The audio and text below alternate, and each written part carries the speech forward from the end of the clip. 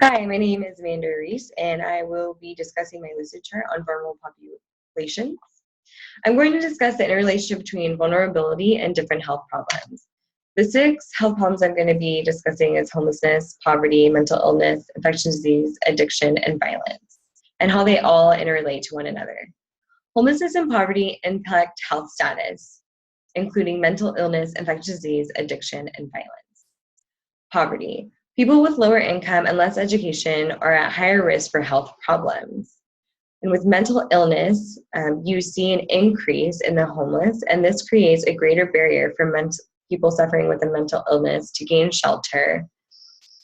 And homelessness also relates to infectious disease. So effects of homelessness, infestation, such as scabies that are easily spread among the homeless. So a lot of the times when you're homeless, you don't have the adequate resources, you don't have the necessities to keep clean and to have proper hygiene and to be free from disease. So that's how homelessness it relates to infectious disease. And the next is addiction.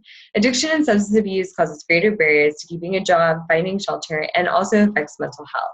So all of these interrelate to one another because addiction plays a big role in homelessness, poverty, and mental health. But on the other hand, on the spectrum, all of those 3 factors can cause impact and create addiction. So the last one is violence. There's a relationship between domestic violence and homelessness in women.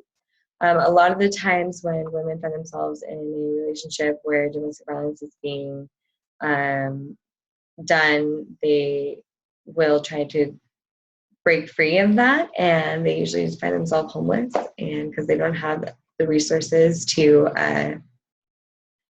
gain shelter. So all of these things really cause vulnerability for type of population. So vulnerable populations are more likely to suffer from health disparities, as the one mentioned above. Relationship between these factors include lack of community resources, lack of adequate health insurance, the stress, lack of nutrition, and not enough affordable housing.